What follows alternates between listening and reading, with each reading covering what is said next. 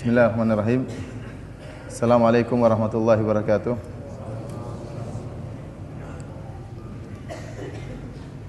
Innal hamdalillah nahmaduhu wa nasta'inuhu wa nastaghfiruhu wa natubu ilayh wa na'udzu billahi min shururi anfusina wa sayyiati a'malina. May yahdihillahu fala mudhillalah wa may yudlil fala hadiyalah. Asyhadu an la ilaha illallah wahdahu la syarikalah wa asyhadu anna Muhammadan abduhu wa rasuluhu la nabiyya ba'dah.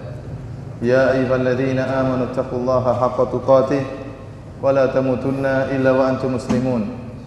Ya ayyuhan nasu taqu rabbakumul ladzi khalaqakum min nafsin wahidah wa khalaqa minha zawjaha wa batha minhuma rijalan katsiran wa nisaa'a wattaqullaha alladzi tasaaluna bihi wal arham innallaha kana 'alaikum raqiba. يا أيها الذين آمنوا اتقوا الله وقولوا قولا سديدا يصلح لكم أعمالكم ويغفر لكم ذنوبكم ومن يطع الله ورسوله فقد فاز فوزا عظيما أما بعد فإن أصدق الحديث كتاب الله وخير الهدى هدى محمد صلى الله عليه وسلم وشر الأمور محدثاتها فإن كل محدثة بدعة وكل بدعة ضلالة وكل ضلالة في النار. Para hadirin dan hadirat yang dirahmati oleh Allah Subhanahu wa taala, alhamdulillah segala puji dan syukur kita panjatkan kehadirat Allah Subhanahu wa taala atas segala limpahan karunia dan nikmat yang Allah berikan kepada kita. Dan pada kesempatan yang berbahagia ini, saya ingin mengajak para hadirin dan hadirat yang dirahmati oleh Allah Subhanahu wa taala untuk bersama-sama kita berusaha menjauhi penyakit-penyakit lisan, penyakit-penyakit lisan. Karena kita ketahui bahwasanya lisan adalah nikmat dari Allah Subhanahu wa taala. Allah Subhanahu wa taala berfirman, "Alam naj'al lahu 'ainain wa lisanan wa syafatain." Tidakkah kami telah menjadikan baginya dua mata dan lisan dan kedua bibir? Lisan merupakan nikmat dari Allah Subhanahu wa taala, karunia yang sangat besar. Yang jika seandainya digunakan sebagaimana mestinya yang dikehendaki oleh Allah Subhanahu wa taala, maka merupakan salah satu sebab yang besar untuk memudahkan seorang masuk dalam surga. Banyak amalan-amalan saleh yang dikerjakan dengan lisan. Zikrullah, berzikir kepada Allah Subhanahu wa taala, memberi nasihat kepada orang lain, al-amru bil ma'ruf wan nahyu 'anil munkar dengan lisan, berdakwah sampai-sampai Allah Subhanahu wa taala berfirman, "Wa man ahsanu qawlan mimman da'a ila Allah." Perkataan siapakah yang lebih baik daripada orang yang berdakwah di jalan Allah Subhanahu wa taala. Terlalu banyak amalan-amalan ya seperti baca Al-Qur'an dan yang lainnya yang bisa dikerjakan dengan lisan dan merupakan sebab yang memudahkan seorang masuk dalam surga. Akan tapi sebaliknya jika lisan tidak dijaga, maka lisan merupakan sebab yang sangat memudahkan seorang terjerumus dalam neraka jahanam. Oleh karenanya Nabi sallallahu alaihi wasallam pernah bersabda, "Aktsaru khataaya ibni Adam fi lisanihi." Dosa yang paling banyak, kesalahan yang paling banyak yang dilakukan oleh seorang anak Adam adalah pada lisannya. Dalam hadis yang lain kata Nabi sallallahu alaihi wasallam, "Aktsaru ma yudkhilu an-nasa an-nara al-ajwafan." Yang paling banyak memasukkan manusia ke dalam neraka jahanam adalah dua rongga, yaitu lisan dan farj. Lisan dan farj. Oleh karenanya para hadirin dan hadirat yang dirahmati oleh Allah Subhanahu wa taala, jika seorang tidak berhati-hati dengan lisannya, maka akan mudah menjerumuskan dia dalam neraka jahanam. Oleh karenanya Rasulullah sallallahu alaihi wasallam berkata kepada Mu'adz bin Jabal radhiyallahu taala anhu, "Kuffa 'alaika hadza." Rasulullah sallallahu mengatakan, "Tahan lisanmu. Tahan lisanmu." Rasulullah sallallahu mengatakan, "Fa hal yakubun nasa ala wujuhim fin nari illa hasaidu alsinatihim?" Bukankah yang menyebabkan manusia tersungkur dalam neraka jahanam kecuali akibat perbuatan lisan-lisan mereka? Terlebih-lebih lagi, ikhwani fil akhwati fid din azanillahu wa iyyakum, pepatah mengatakan lisan itu tidak bertulang. Lidah itu tidak bertulang. Aktivitas lisan sangatlah banyak dan sangatlah cepat. Dalam waktu beberapa menit, lisan bisa mengucapkan banyak perkataan. Dan aktivitas lisan cakupannya sangatlah luas, berbeda dengan jawarih, berbeda dengan tangan, berbeda dengan kaki. Seorang kalau ingin menzalimi orang lain dengan tangannya, maka dia hanya bisa memukul orang di hadapannya. Dia hanya bisa menendang orang di hadapannya. Akan tapi lisan, jika dia ingin menzalimi orang lain dengan lisannya, maka dia bisa menyakiti orang yang jauh dari dia, bahkan di bumi yang lain. Bahkan dia bisa menyakiti orang-orang yang sudah meninggal dunia dengan lisannya. Oleh karena cakupan lisan sangatlah luas. Meskipun seorang jauh di sana, dia bisa sakiti dengan lisannya di tempat dia. Dan yang mewakili lisan seperti tulisan, sama antara lisan dengan tulisan. Seorang tatkala mencela seorang dengan membuat sebuah tulisan, kemudian dia masukkan dalam media atau dalam internet, maka dalam waktu sekejap celaan tersebut tersebar di seluruh penjuru dunia. Berbeda dengan tangan dan kaki, maka cakupannya terbatas. Dan dosa-dosa yang dilakukan lisan banyak, di antaranya seperti an-namimah, mengadu domba, kemudian al-kadzib, dusta, al-qadzaf, menuduh yang tidak-tidak, dan di antaranya adalah al-ghibah, menggibah sama saudara. Dan pada kesempatan yang berbahagia ini kita mengkhususkan penyebutan tentang dosa ghibah, karena itulah dosa yang sering dilakukan oleh kaum muslimin. Dosa yang sering kita lakukan. Saya tidak mengatakan dosa yang dilakukan oleh para pelaku maksiat, tetapi dosa ghibah juga ternyata dilakukan oleh orang-orang yang saleh, yang sering beribadah kepada Allah Subhanahu wa taala. Oleh karenanya Imam Ibnu Qayyim rahimahullah menyebutkan tentang hal ini, suatu perkara yang mengherankan. Seorang yang saleh, yang mudah untuk meninggalkan kemaksiatan, mudah untuk meninggalkan khamar, mudah untuk meninggalkan perzinahan, rajin, mudah bagi dia untuk melaksanakan salat malam, mudah bagi dia untuk bersedekah, akan tapi tidak bisa menjaga lisannya untuk menggibah saudaranya. Sulit bagi dia untuk mencegah lisannya, untuk mengontrol lisannya, sehingga akhirnya dia sering mencela saudaranya atau menggibah saudaranya. Kenapa bisa demikian? Ikhwani fillah, akhwati fiddin, azanillahu iyyakum. Karena ghibah itu lezat. Kemaksiatan itu adalah kelezatannya. Zina ada kelezatannya. Minum khamar ada kelezatannya. Demikian juga ghibah itu lezat. Oleh karenanya banyak orang yang suka berghibah ria. Buktinya kita dapati acara-acara televisi yang paling laris adalah acara-acara ghibah. Jangankan yang berghibah ria, yang nonton saja lezat melihat acara ghibah tersebut. Ada acara-acara ghibah di televisi seperti apa? Seperti apa? Apa?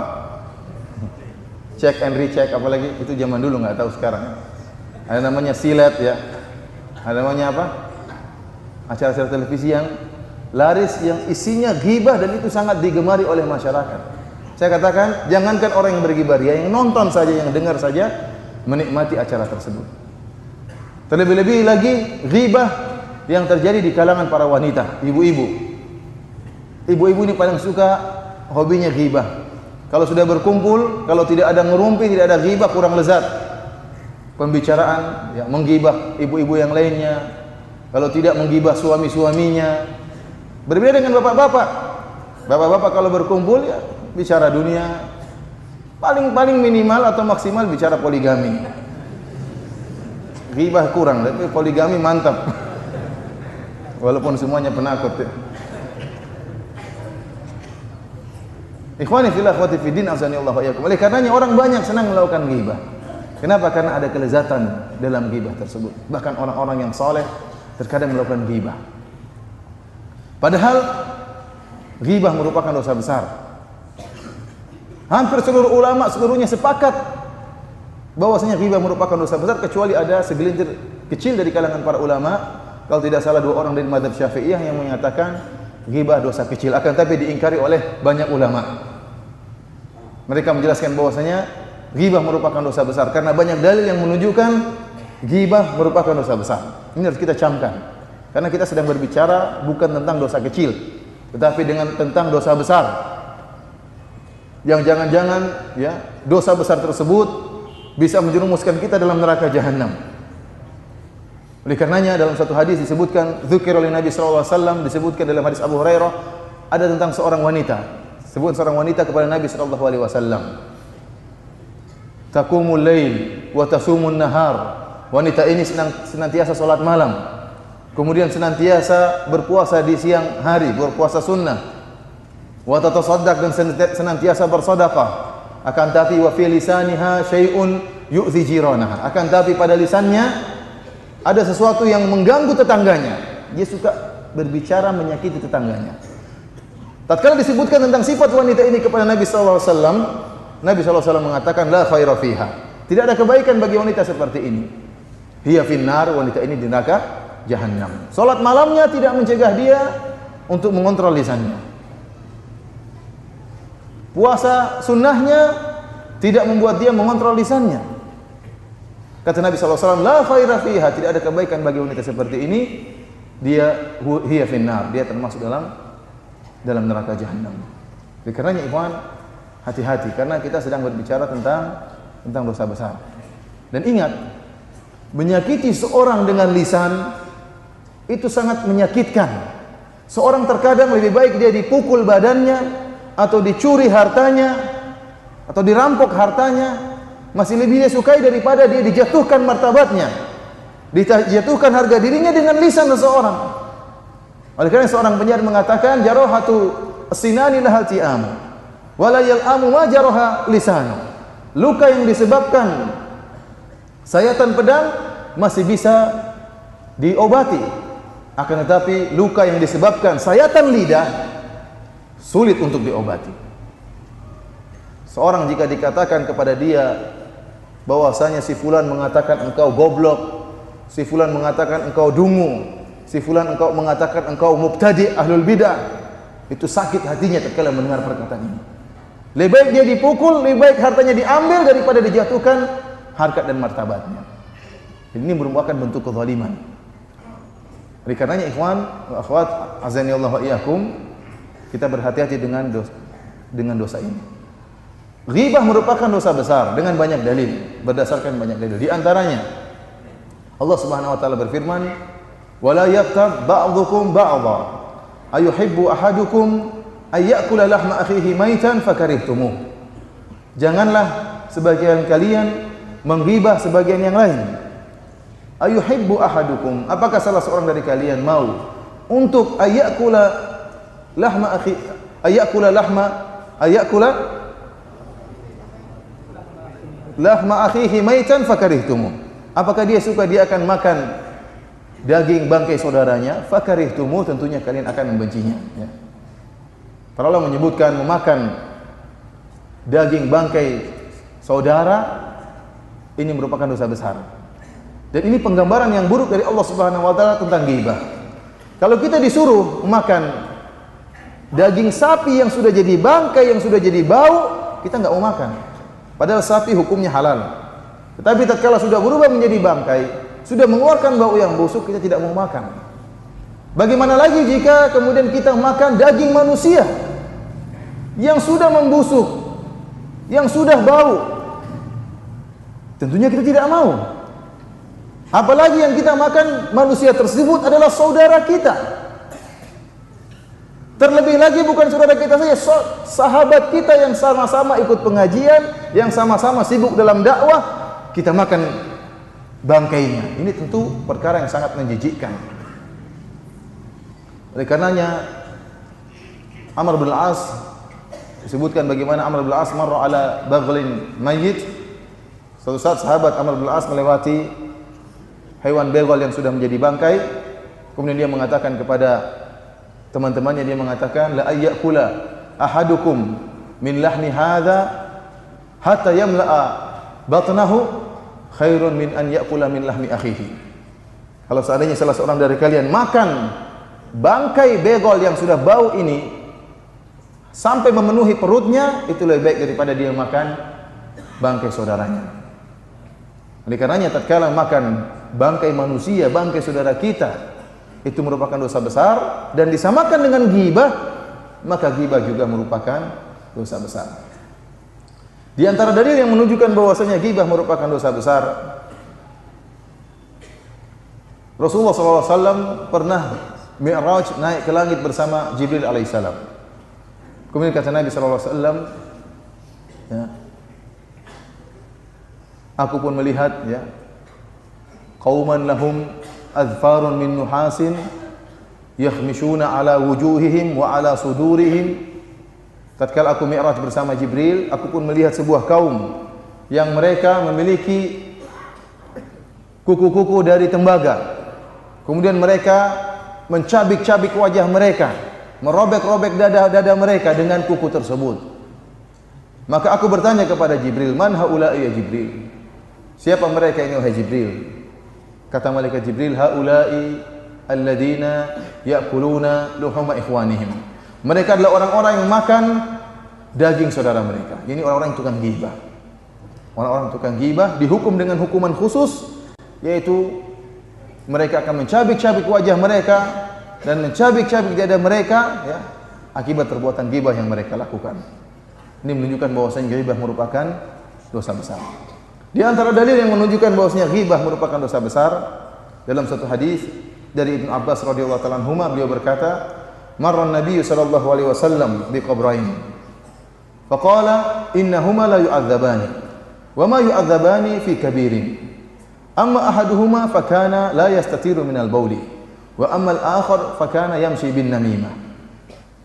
Kata Ibnu Abbas radhiyallahu ta'ala anhuma, suatu saat Nabi sallallahu alaihi wasallam melewati dua kuburan. Kemudian Nabi sallallahu alaihi wasallam berkata, sungguhnya dua penghuni kubur ini sedang disiksa. Adapun yang pertama, ya, disiksa karena tidak bersih tatkala istinja, tatkala cebok, ketika buang air kecil. Wa ammal akhar, adapun yang kedua, fakana yamshi bin namimah. Dia ini suka namimah, suka mengadu domba. Al-Hafidz Ibnu Hajar rahimahullah dalam Fathul Bari menyebutkan bahwasanya sebagian ulama membawakan hadis ini dalam bab ghibah.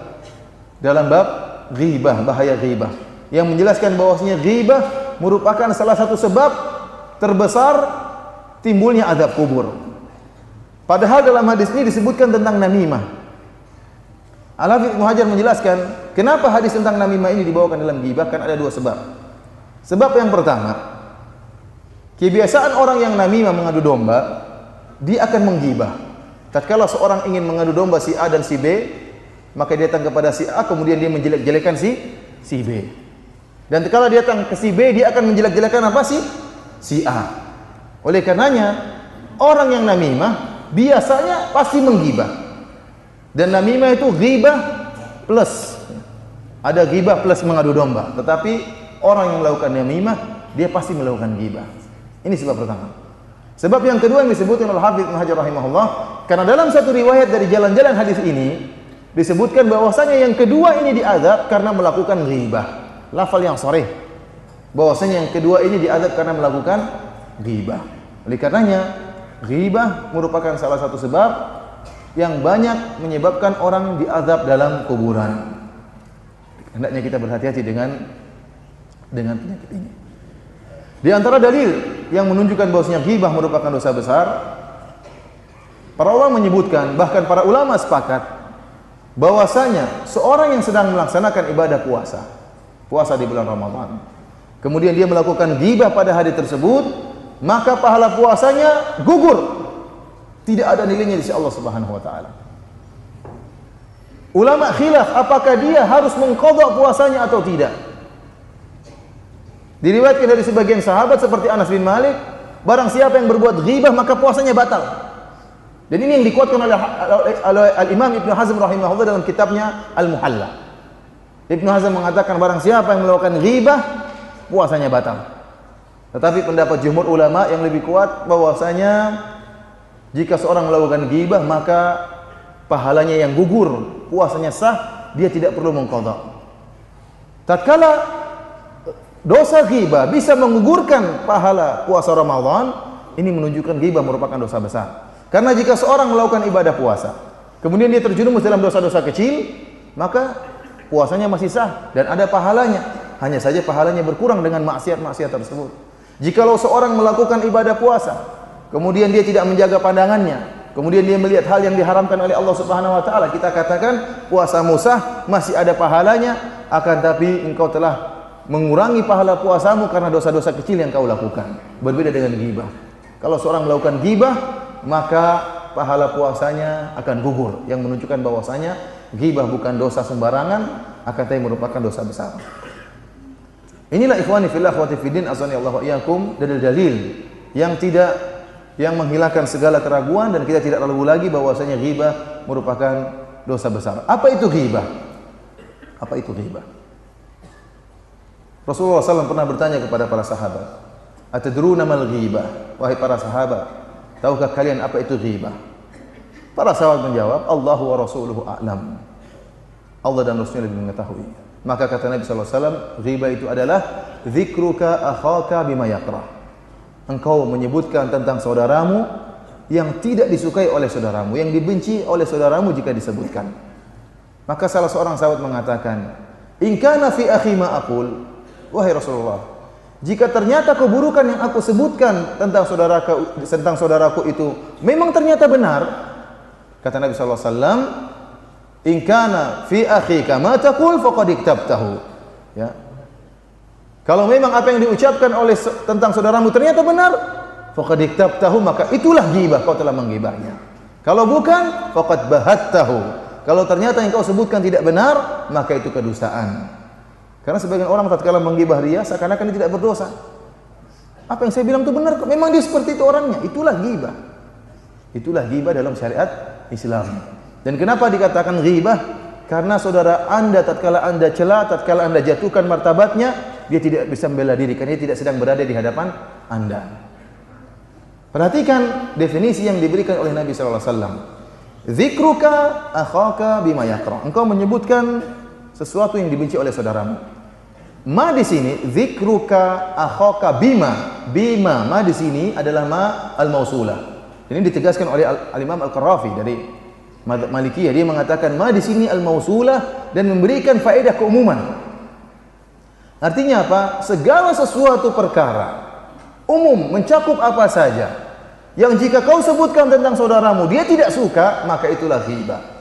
Baik yang berkaitan dengan nasabnya, baik yang berkaitan dengan sukunya, baik yang berkaitan dengan agamanya, baik yang berkaitan dengan cacatnya, baik yang berkaitan dengan istrinya, baik yang berkaitan dengan anak-anaknya.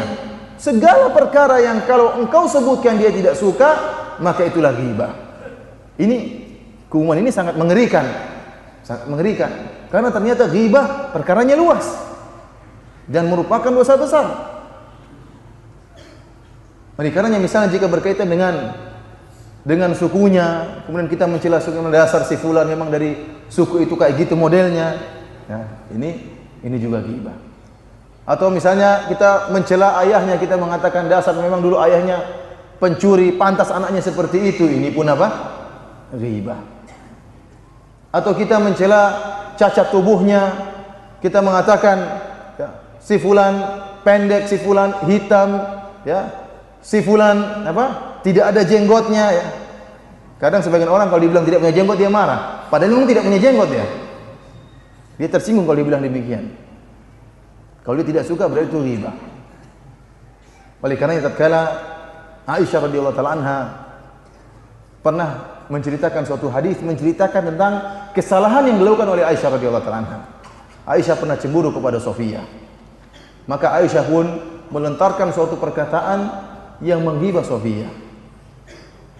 Kata Aisyah radhiyallahu taala anha, "Hasbuka min Sofia, innaha qasirah." Wahai Rasulullah, cukupkanlah dirimu dari Sofia. Dia itu pendek. Sofia itu apa? Pendek. Ini kesalahan yang dilakukan oleh Aisyah radhiyallahu taala anha, akan tapi Aisyah ingin dia sendiri yang langsung meriwayatkan kepada kita agar kita mengambil pelajaran dari kesalahan yang pernah dia lakukan. Nabi sallallahu alaihi wasallam kalau kesalahan istrinya berkaitan dengan perkara dunia, Nabi maafkan. Aisyah pernah menjatuhkan piring kemudian pecah, Rasulullah tidak marah. Kesalahan-kesalahan yang dilakukan oleh Aisyah atau istri-istrinya yang lain, pernah ada sedikit cekcok di antara istri-istri Nabi, Nabi tidak pernah marah. Tetapi tatkala kesalahan keluarga Nabi berkaitan dengan agama, maka Nabi tidak biarkan. Aisyah mengatakan, innaha qasirah, sungguhnya Sofia itu pendek. Maka apa kata Nabi sallallahu alaihi wasallam? Wa laqad qulti kalimatan law muzijat lima'il bahr lamazajathu. Kata Nabi sallallahu alaihi wasallam, wahai Aisyah, sungguh engkau telah mengucapkan satu kalimat yang sangat busuk, kalau dicampur dengan air laut akan merubah air laut tersebut. Ini penggambaran yang sangat luar biasa dari Nabi sallallahu alaihi wasallam. Kita tahu air laut kalau dicampur dengan bangkai anjing, dicampur dengan bangkai babi tidak akan merubah air laut. Tetapi kalimat ghibah merupakan kalimat yang sangat busuk. Seharusnya seseorang membela saudaranya, seharusnya seorang membela harkat martabat saudaranya, seharusnya seorang mengangkat harkat martabat saudaranya, malah dia menjatuhkan saudaranya. Maka Nabi mengatakan, laqad qulti kalimatan law muzijat bima'il bahr lamazajathu. Sungguh engkau telah mengucapkan suatu kalimat, kalau dicampur dengan air laut akan merubah air laut tersebut. Gara-gara apa? Bilang dia pendek. Ya ikhwan, ini masih ringan. Bagaimana lagi dengan ghibah yang berkaitan dengan agama? Si fulan begini, si fulan begini, si fulan, si alan.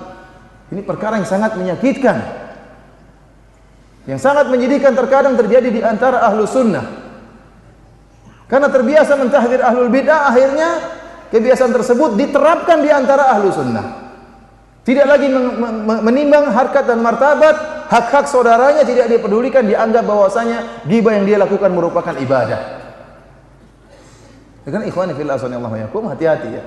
Hati-hati dengan praktek ghibah, karena hal ini merupakan dosa besar. Para hadirin dan hadirat yang dirahmati oleh Allah Subhanahu wa taala. Para ulama menyebutkan di sana ada beberapa sebab yang menimbulkan ghibah. Kenapa orang melakukan ghibah? Sebagaimana dijelaskan oleh Syekhul Islam Ibnu Taimiyah.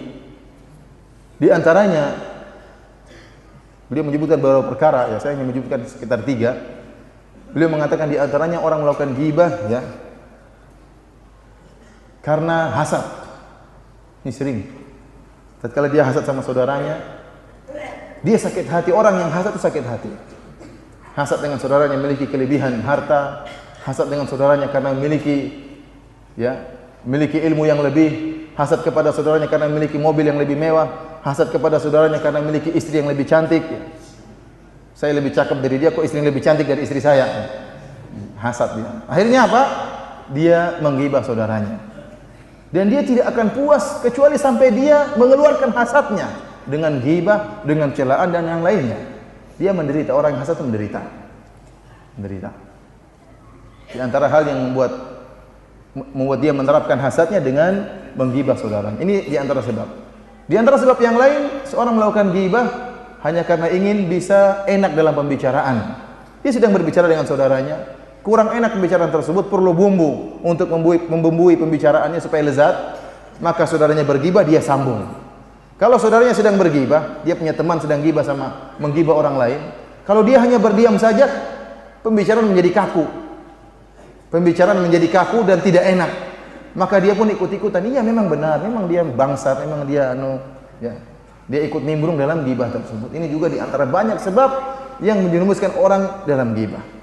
Seharusnya kalau ada dia mendengar orang lain menggibah saudaranya, maka harusnya dia berusaha membela. Rasulullah SAW mengatakan, "Ya man radda an irdi akhihi," barang siapa yang membela kehormatan saudaranya, maka Allah akan menjauhkan wajahnya dari neraka jahanam. Membela saudara kita yang sedang digibah, pahalanya besar, menjauhkan kita dari neraka jahanam.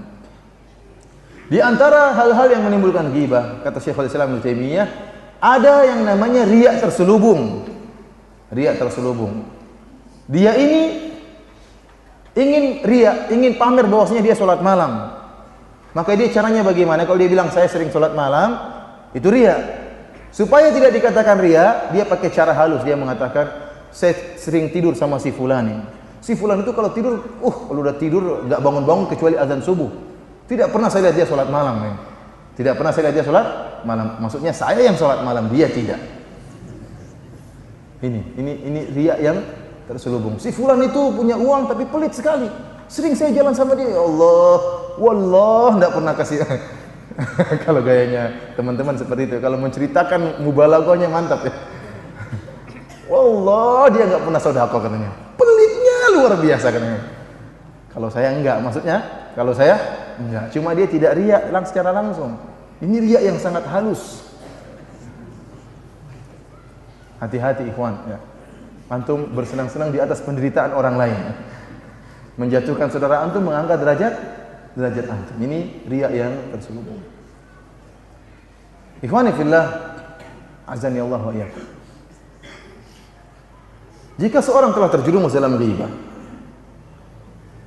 bagaimana cara dia bertobat dari ghibah? Ada khilaf di antara para ulama tentang permasalahan ini.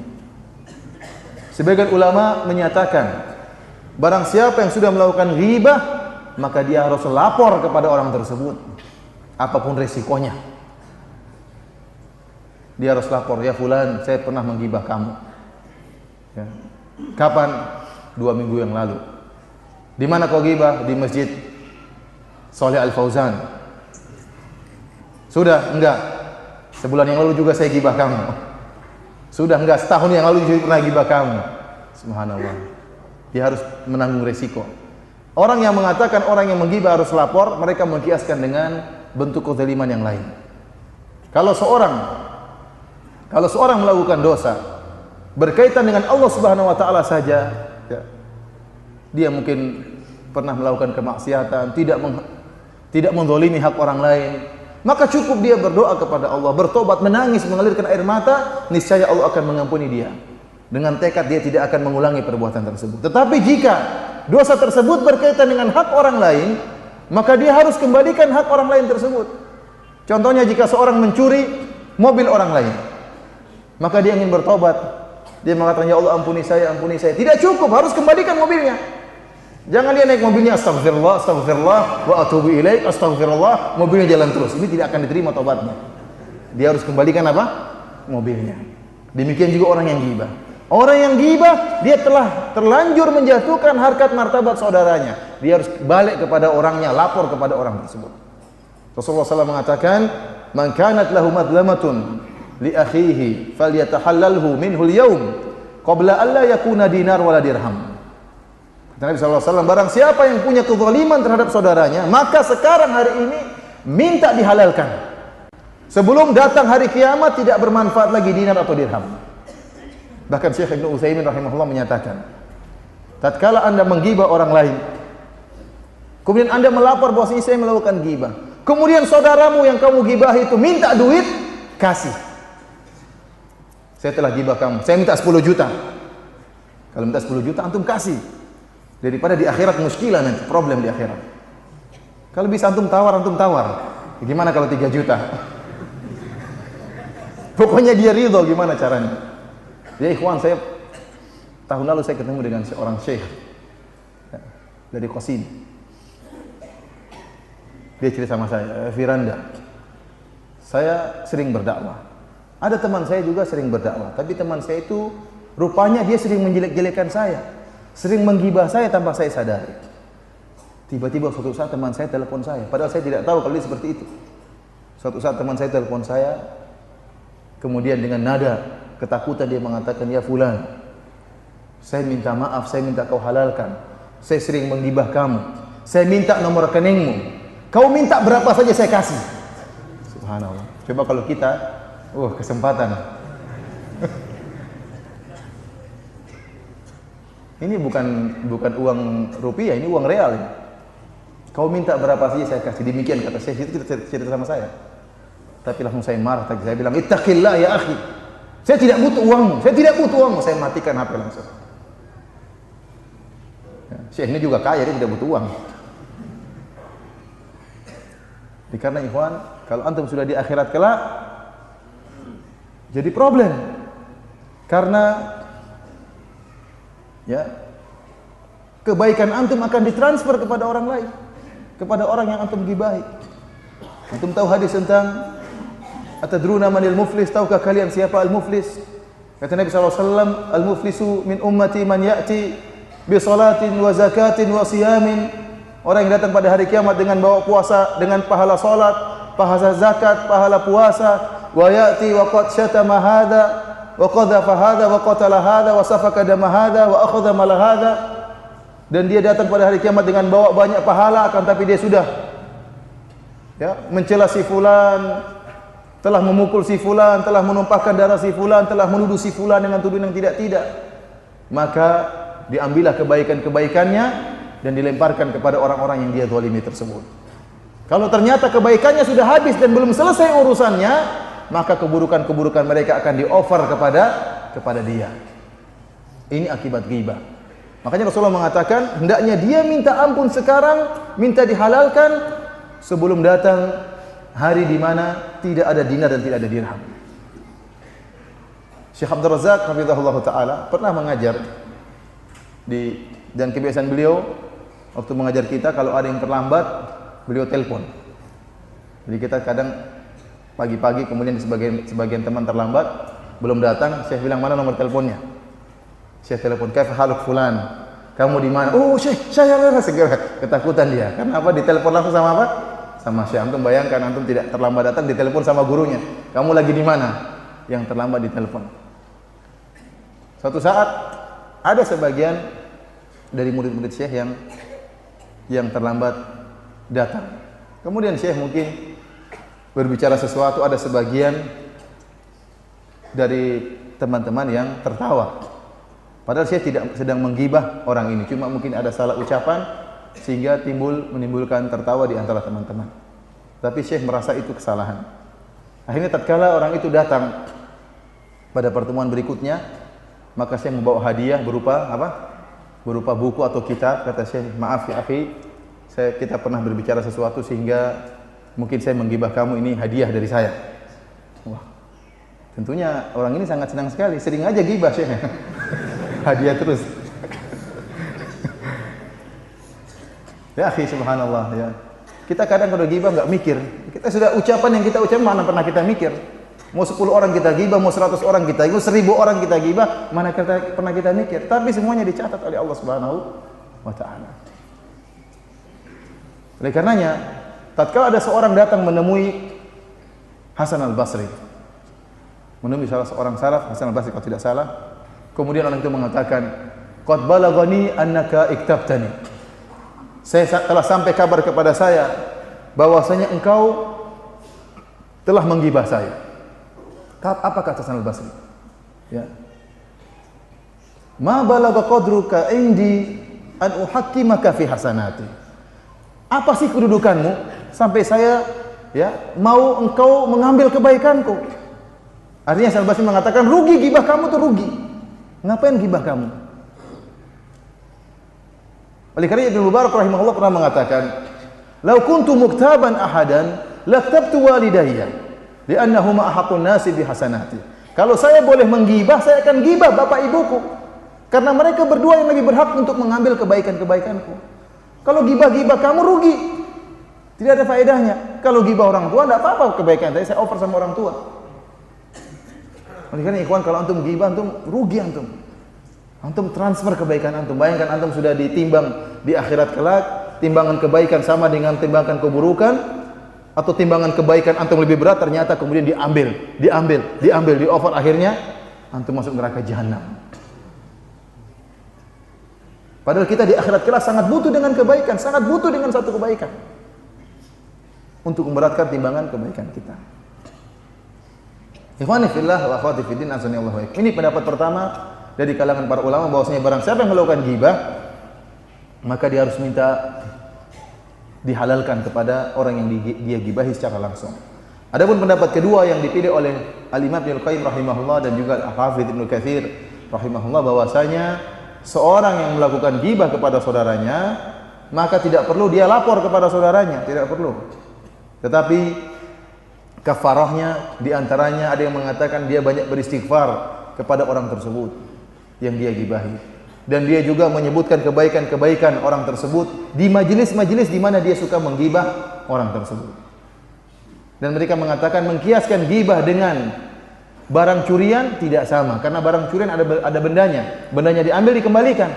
Adapun ghibah tidak ada benda yang kita curi dari saudara kita hanya menjatuhkan harkat dan martabatnya. Oleh karenanya harkat martabatnya harus kita perbaiki dengan menyebut kebaikan-kebaikannya di majelis-majelis di mana kita pernah menggibah saudara kita. Dan kita juga banyak berdoa agar Allah mengampuni dosa-dosa saudara kita. Ini pendapat yang dipilih oleh Ibnu Qayyim rahimahullah dan Al-Hafidz Ibnu Katsir rahimahullah. Terlebih-lebih lagi, jika seorang datang melapor kepada saudaranya, saya pernah gibah kamu, saya pernah menjelek-jelekan kamu, dikhawatirkan akan menimbulkan kemudaratan yang lebih. Bisa jadi pertikaian, bisa jadi terjadi pembunuhan. Oh, kamu selama ini menjelek-jelekan, emosi dia kemudian tidak terkontrol, terjadilah kemudaratan yang lebih besar. Tetapi kalau dia tahu sifat orang ini, kalau dia lapor secara baik-baik, dia tidak akan marah, maka itu yang terbaik. Lebih afdal, lebih tenteram. Bawakan hadiah, ya akhi, afwan, ana pernah gini-gini, mohon maaf. Saya mohon maaf kepada kamu. Kalau dia maafkan, itu yang membuat kita tenteram. Dan itu lebih selamat bagi kita jika memang kemudaratannya tidak ada. Ikhwani fillah, para hadirin hadirat yang dirahmati oleh Allah Subhanahu wa taala, di sana ada gibah-gibah yang diperbolehkan oleh para ulama, yang dikecualikan dari gibah-gibah yang diharamkan. Sebagaimana dijelaskan oleh Imam Nawawi rahimahullah dan yang lainnya. Sungguhnya hukum asal ghibah adalah dosa besar. Sebagaimana hukum asal seorang tidak boleh memakan daging bangkai. Akan tapi terkadang seorang boleh makan daging babi kalau memang dalam keadaan darurat. Wa daruratu tuqaddaru biqadariha, dan darurat itu diukur sesuai dengan ukurannya. Kalau seorang di tengah hutan misalnya kelaparan, tidak ada makanan, kemudian dia hanya menemukan seekor babi, maka boleh bagi dia untuk makan babi tersebut. Tapi tidak boleh dia sampai kekenyangan, apalagi dijadikan daging dendeng dibawa pulang. Ini tidak boleh. Cukup secukupnya saja, yang penting dia tidak mati. Ya. Demikian juga ghibah. Ghibah terkadang diperbolehkan, tetapi sesuai dengan ukurannya. Jika memang masih kurang ghibahnya, ditambah lagi sesuai dengan kadar kebutuhan kita untuk menggibah. Di antara ghibah-ghibah yang diperbolehkan oleh para ulama, contohnya seperti tatkala ada orang yang meminta, ada orang yang mengeluh atau curhat, maka dia boleh tatkala curhat dia menggibah orang yang menzaliminya atau orang yang berbuat salah kepada dia.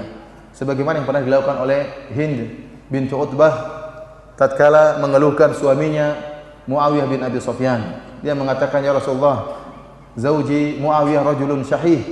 Wahai Rasulullah, suamiku Muawiyah adalah seorang lelaki yang sangat pelit. Bolehkah saya ngambil uang darinya, hartanya, tanpa dia mengetahui? Ini ghibah atau bukan? Ghibah. Dia bilang suami saya apa? Pelit. Dan terkadang dibutuhkan penyebutan tokoh atau nama-nama tersebut supaya masalahnya menjadi jelas. Kalau dia mengatakan, Rasulullah, ada orang yang pelit, bolehkah istrinya? Ini bagus. Namun kadang-kadang tidak jelas. Karena terkadang ustadz yang dimintai curhat lebih mengetahui ya watak orang yang menzalimi. Seperti Nabi SAW, Nabi mengetahui siapa Muawiyah,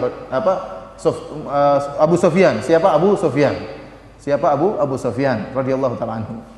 Maka tatkala ini istri Hind bin Utbah menggibah suaminya Abu Sufyan, yang dikatakan bahwasanya Abu Sufyan rajulun syahih, seorang yang pelit. Maka kata Nabi SAW, khudhi min malihi ma yakfiki wa waladiki bil ma'ruf.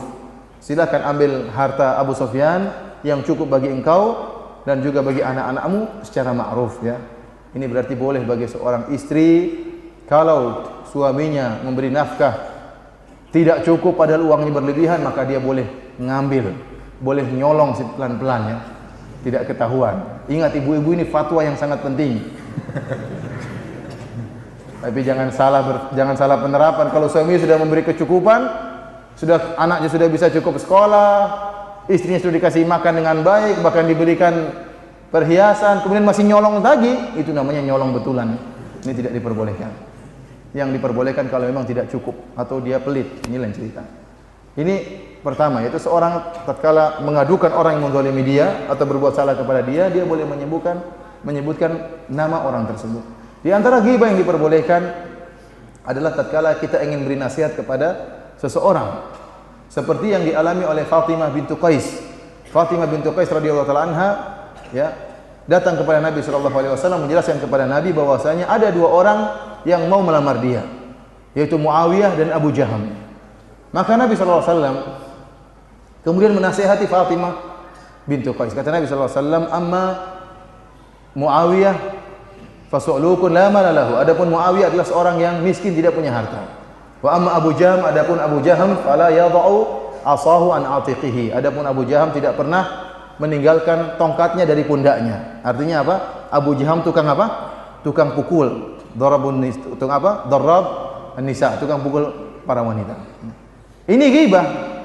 Rasulullah menyebutkan Muawiyah miskin, tidak punya duit. Abu Jaham tukang pukul. Ini ghibah atau bukan? Ghibah, menceritakan kejelekan dua orang ini.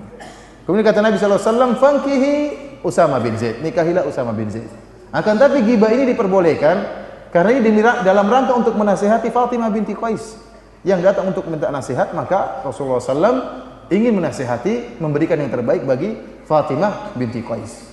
Oleh karena para ulama menyebutkan, jikalau kita boleh menyebutkan kesalahan seorang, menggibahi seseorang dalam rangka menasihati yang itu berkaitan dengan kemaslahatan khusus, kemaslahatan perorangan, maka bagaimana lagi jika kemaslahatan tersebut berkaitan dengan kaum muslimin. Oleh karenanya kita boleh menggibah ahlul bid'ah, bahkan terkadang wajib untuk menggibah mereka tatkala kesalahan-kesalahan mereka, kesesatan mereka tersebar di kalangan kaum muslimin. Ya, dan kita harus menjelaskan tentang si fulan ini memiliki kesesatan. Kita jelaskan, kita sebutkan namanya karena memang maslahatnya besar bagi kaum muslimin. Ini di antara ghibah yang diperbolehkan. Di antara ghibah yang diperbolehkan, kata para ulama, li ta'rif, untuk menjelaskan, untuk mengenalkan. Ya. Sebagaimana jika ada orang bertanya, kamu kenal si fulan? Kemudian kita jelaskan si fulan yang mana maksudnya. Yang sifatnya gini-gini, terkadang sifatnya buruk, kita sebutkan. Maka kalau memang tidak bisa mengetahui si fulan kecuali dengan menyebutkan keburukannya, maka ini diperbolehkan.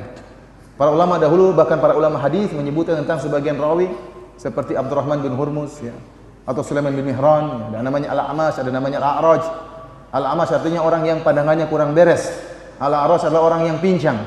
Disebutkan dengan gelar-gelar seperti ini karena mereka dikenal dengan hal seperti itu. Para ulama tatkala menyebutkan Al-A'mash dan Al-A'raj bukan dalam rangka untuk mencela, tetapi dalam rangka untuk mengenalkan yang dimaksud adalah si fulan, yang dimaksud Al-A'mash, yang dimaksud adalah Al-A'raj. Jadi kalau misalnya ada orang datang kepada antum bertanya, "Ya akhi, antum tahu si Edi?" Antum bilang, "Edi yang mana? Edi yang istrinya 3 atau istrinya 2? Atau Edi yang takut menikah, takut poligami?" Edi yang penakut poligami. Bilang, Edi yang takut poligami juga ada 2. Ada yang gembrot, ada yang kurus, yang mana? Ini ghibah terus ini. Yang gembrot juga ada 2. Yang matanya bicot, yang matanya bicot, yang mata bicot juga ada 2. Ini kalau dalam rangka untuk mengenalkan, ini boleh-boleh saja, bukan dalam rangka untuk apa? Menghina. Ini disebut oleh para ulama tentang ghibah yang diperbolehkan. Di antara ghibah yang diperbolehkan jika seorang kemudian menyebutkan terjadinya ghibah tanpa menyebutkan pelaku ghibah tersebut. Artinya pelaku ghibah tersebut tidak dikenal. Contohnya kita mengatakan, tadi siang kurang ajar ada orang, ya, gini, buruk rupa, mengerikan wajahnya. Siapa? Adalah pokoknya. Ini tidak apa-apa, ini bukan ghibah karena tidak ketahui siapa yang buruk rupa tersebut. Ini dilakukan oleh Nabi SAW. Rasulullah SAW mengatakan, "Ma balu aqwamin." Kenapa sebagian kaum melakukan demikian dan demikian tanpa menyebutkan nama-nama mereka. Demikianlah ikhwani fillah, azanillahu wa iyyakum, ya, apa yang bisa Anda sampaikan tentang bahaya penyakit ghibah. Ya, kita berlindung kepada Allah Subhanahu wa taala. Ya, jangan sampai pahala kita yang mungkin sedikit ini akhirnya harus kita offerkan kepada orang lain, kita transfer kepada orang lain karena kita tidak bisa menjaga lisan kita. Dan semoga Allah Subhanahu wa taala mudahkan kita menjadi orang-orang yang bertakwa dan orang-orang yang bisa menjaga lisan mereka. Selanjutnya kalau ada yang mau bertanya, saya persilakan. Ada enggak? Oh ya, baik.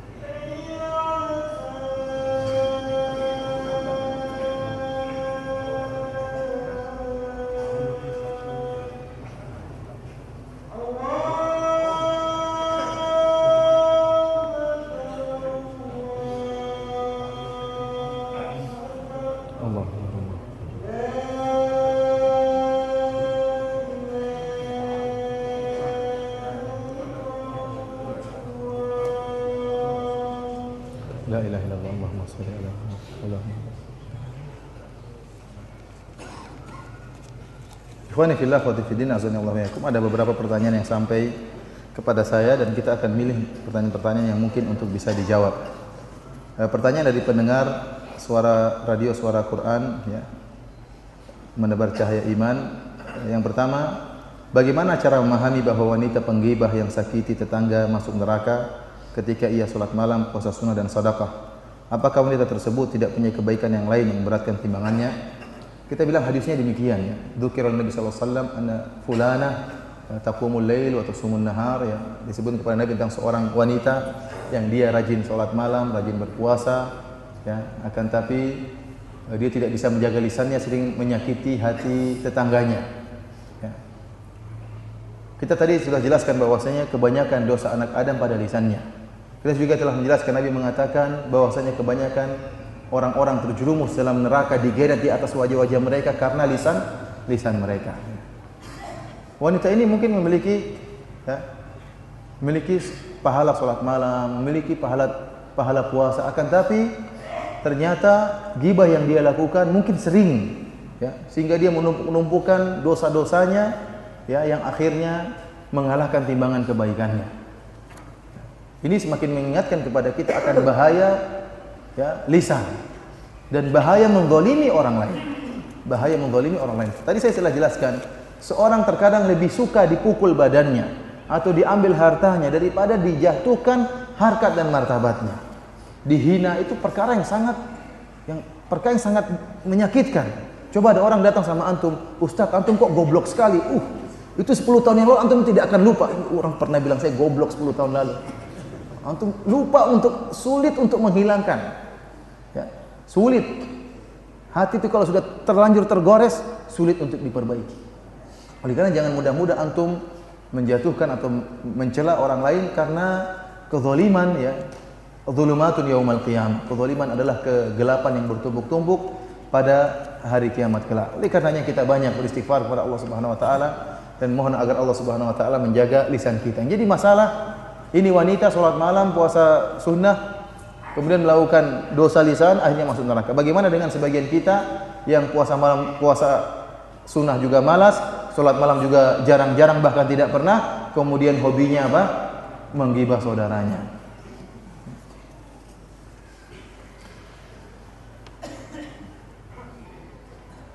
Pertanyaan berikutnya, Ustadz, bagaimana hukumnya menonton berita-berita anggota dewan yang korupsi? Apakah ia termasuk ghibah? Jangankan, jadi gini, orang-orang yang mujahir bermaksiat, yang menampakkan kemaksiatannya, maka seperti ini tidak apa-apa menggibah mereka. Karena Rasulullah mengatakan, "Dzikruka akhaka bima yakrah." Engkau menyebutkan sesuatu yang dia benci. Seperti para artis. Para artis yang suka pamer auratnya, dia senang dengan memamerkan auratnya. Antum gibahi suka pamer aurat, dia pun bahagia saja. Dia tidak marah ya.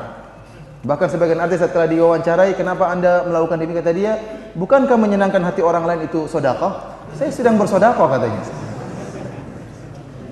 Tetapi tatkala artis tersebut diceritakan tentang kejelekan-kejelekannya yang bukan maksiat yang dia nampakkan, ini tidak boleh kita nonton. Disebut tentang tetangganya, tentang keluarganya, tentang suaminya, tentang ininya, ini tidak boleh karena itu bukan kemaksiatan yang dia yang dia nampakkan. Ya, dia seorang muslim. Maka acara seperti ini tidak boleh kita nonton karena kita ikut berlezat-lezat dalam acara ghibah. Ya. Berkaitan dengan yang korupsi juga kita jauhi ya. Jangan kita sibuk membicarakan ya orang-orang yang suka korupsi. Tapi kalau sudah tersebar di mana-mana ya, terdengar sama kita, ya sudah, apa boleh buat. Tapi kalau kita sengaja mencari, sengaja memutar, siapa sih beritanya bagaimana, tidak boleh, ikhwan. Yang terbuka lebar sampai kepada kita itu di luar kemampuan kita. Tapi kita sendiri berusaha mencari, mengikuti perkembangan. Nah, ini jadi masalah. Ustaz, apakah boleh menyuguhkan rokok kepada tamu? Soalnya saya nggak enak perasaan kalau nggak menyuguhkan rokok. Meskipun sebenarnya saya tidak merokok. Tidak enak sama orang itu, tapi enak-enak aja sama Allah. Ini enggak boleh. Enggak boleh. Jangan sampai kita pekewuh sehingga kita ikut bermaksiat. Jangan. Kita ingat bahwasanya Allah Subhanahu wa taala melarang akan hal ini. Wala ta'awanu 'alal itsmi wal 'udwan. Janganlah kalian saling tolong menolong dalam dosa dan permusuhan. Dan di antara bentuk ta'awun, kerjasama dalam dosa adalah kita menyodorkan rokok kepada dia. Saya kemarin bahagia tatkala saya di Jakarta, saya lihat ada mulai peperangan pemikiran di antara penjual rokok dan orang yang tidak merokok. Karena kita tahu rokok itu hukumnya haram. Makanya tidak ada seorang pun yang tatkala merokok mengatakan bismillah, tidak ada. Dia tahu itu haram, enggak enak bilang bismillah, enggak enak sama Allah bilang bismillah.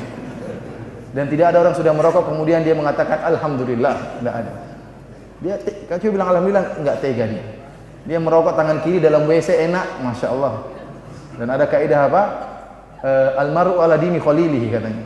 Seseorang bersama temannya. Kata pepatah Arab, at-tuyuru ala amsaliha taqa. Burung-burung itu hanya sehingga pada teman-temannya yang cocok. Ya, kalau ada orang makan donat dalam WC enggak cocok. Tapi kalau merokok cocok, subhanallah. Saya kemarin di Jakarta lihat, subhanallah, banyak plakat-plakat besar ya, tertulis, mereka kaya, kita mati, subhanallah. Maksudnya menyinggung apa? Para penjual rokok. Mereka, para penjual rokok itu kaya, kita yang mati. Ada juga tulisan, dia enak sendiri, kita mati bareng-bareng. Jadi dia ngerokok sendiri, yang hisap rokoknya banyak. Jadi tulisannya bagus. Cara membantahnya itu bagus. Dia enak sendiri, kita mati bareng-bareng.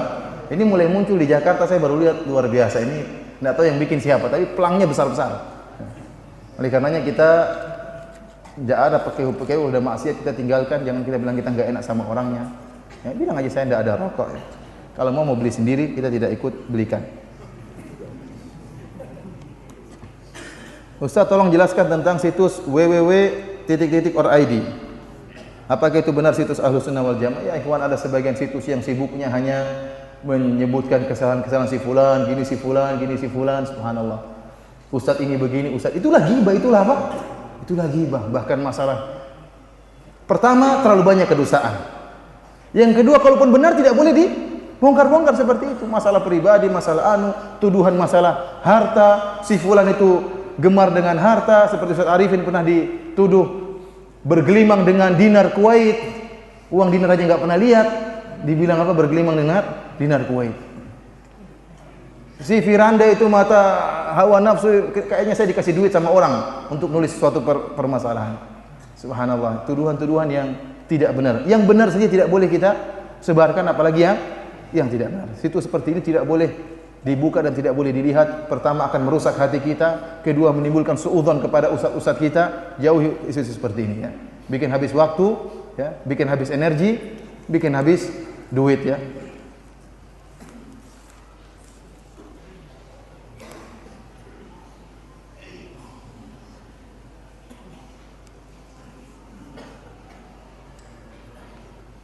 Ustaz, tiap berkumpul sering bicara poligami. Akan tapi tidak pernah berani prakteknya. Bagaimana Ustaz?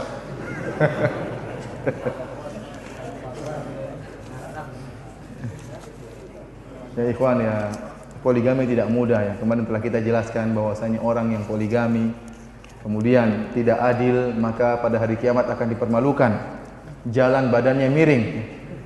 Allah wa syikkuhu ma'il, datang pada hari kiamat badannya miring. Ini malu kalau si fulan itu ya Masya Allah, yang rajin ke masjid, yang jenggotan, ternyata badannya miring. Rupanya tidak adil dalam apa? Poligami. Antum jangan bayangkan yang enak-enak saja. Wah kalau saya poligami, saya punya istri dua, yang istri pertama cabut bulu ketiak kanan saya, yang istri kedua cabut bulu ketiak kiri saya, kemudian dua-duanya berlomba. Ya Abi saya dapat satu, oh saya dapat dua, enak sekali bayangannya. Bayangnya satu pegang sendal, satu pegang sapu, ya itu bayangannya. Kalau antum adil silakan, ini sunnah Nabi. Antum nanti jalan pada hari kiamat badannya lurus, tapi kalau tidak adil hati-hati. Oleh karenanya poligami syariat yang sangat mulia dan disunahkan bagi sebagian orang yang mampu melakukannya, akan tapi dia haram hukumnya bagi orang yang tidak mampu melakukannya. Jangan modal nekat ya. Para sahabat dulu miskin juga. Para sahabat, antum kiaskan antum dengan sahabat. Gimana sholat malam antum, bagaimana tawakal antum? Mau dikiaskan dengan sahabat. Bagian poligami mengkiaskan diri dengan para sahabat. Bagian ibadah enggak, kita kan lain. Sahabat memang itu hati mereka sudah bersih, guru mereka nabi. Waktu poligami, saya seperti sahabat. Hati-hati ikhwan.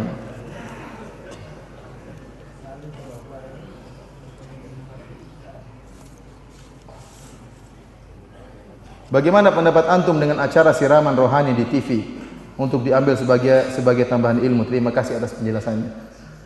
Ya ikhwan, antum tahu bagaimana acara-acara di televisi? Yang ngisi ada yang pelawak, ada yang ada yang dangdutan, ada yang macam-macam. Terus antum ambil ilmu dari mereka, ya Allah. Sampai ada seorang pelawak di televisi ceramah. Dia mengatakan, sungguhnya saya nonton sekali saja, ketawa saya terbahak-bahak. Maka lagi stres saya nonton itu aja. Kata dia, sungguhnya ada berapa melihat yang mendapat pahala. Pertama melihat Ka'bah dapat pahala. Yang kedua melihat Zam-Zam dapat pahala. Yang ketiga melihat saya dapat pahala. Gimana antum tidak ini mau dijadikan dai seperti ini? Mau jadi ambil ilmunya, apa ilmunya? Antum bagaimana? Kalau antum boleh, para ulama mengatakan boleh antum menelaah seperti misalnya Al-Imam Al-Ghazali rahimahullah. Beliau memiliki kebaikan dan memiliki tomat, memiliki kesalahan-kesalahan masalah akidah. Ibnu Taimiyah mengatakan boleh seorang mengambil faedah dari Imam Al-Ghazali. Siapa orang yang bisa membedakan antara kebenaran dan kebatilan?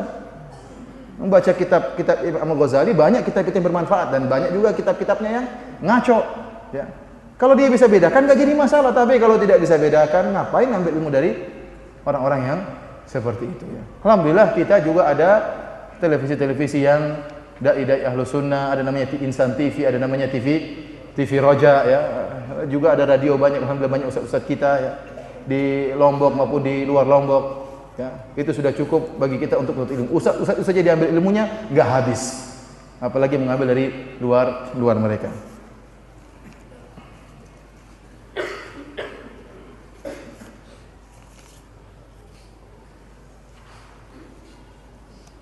Apakah dosa ghibah akan terhapus dengan sebab seorang yang menggibah dengan orang yang digibah bertemu dan berjabat tangan? Apakah cukup seperti itu? Allah akan menghapuskan dosa dua orang yang berjabat tangan sebelum kedua tangan mereka terlepas? Memang benar bahwasanya ada dalil, barang saya berjabat tangan maka akan berguguran apa? Dosa-dosa. Tetapi dosa-dosa yang berkaitan dengan kezaliman orang lain, dengan menzalimi orang lain, maka ada caranya sendiri dalam bertobat, ya. Caranya mengembalikan hak orang yang dizalimi tersebut, ya. Kalau hanya sekedar berjabat tangan untuk ghibah maka tidak cukup, ya. Tidak cukup, ya. Kita senyum-senyum, dia harus sebagaimana yang kita sebutkan tadi, imma dia melihat ada kemaslahatan, dia melaporkan, mengabarkan. Kalau dikhawatirkan ada kemudaratan maka dia pun mendoakan orang ini dan menyebut kebajikan-kebajikannya, ya. Sekali lagi saya ingatin ikhwan, ya. Kalau antum ingin menggibah, ingat bahwasanya amalan ibadah antum sangat sedikit. Kita saja kalau merenungkan sekarang, ibadah saya berapa sih? Oh, saya sholat, saya ikut pengajian, saya berdakwah. Taib. Yang antum yakin ikhlas itu berapa di antara ibadah antum? Aduh, ini kurang yakin saya ikhlas. Dakwah kayaknya saya ria. Yang ikhlas yakin yang mana? Itu sangat sedikit. Kemudian sedikit itu harus antum offerkan kepada orang lain. Maka ini perkara yang sangat bodoh. Sudah punya sedikit pahala kemudian di-offer kepada orang lain. Justru kalau orang menggibah antum, ya alhamdulillah, dia offer kebaikan dia sama antum. Sebagaimana kalau tidak salah Hasan Al-Basri tatkala dengar ada orang menggibah dia, maka Hasan Al-Basri pun mengirim kue kepada orang tersebut. Syukron, ya. Kamu telah mengirim pahalamu kepada saya. Tapi kita yang mengirim jangan, ya kawan. Ya, rugi. Di akhirat kelak kita akan sangat butuh dengan amalan kebajikan. Demikian saja ikhwani fillah, azani Allah wa iyyakum, apa yang bisa ana sampaikan pada kesempatan kali ini. Kurang lebihnya ana mohon maaf. Yang benar datang dari Allah Subhanahu wa taala, yang salah dari pribadi ana dari syaitan, semoga Allah maafkan kita semua. Wabillahi taufik wal hidayah. Assalamualaikum warahmatullahi wabarakatuh.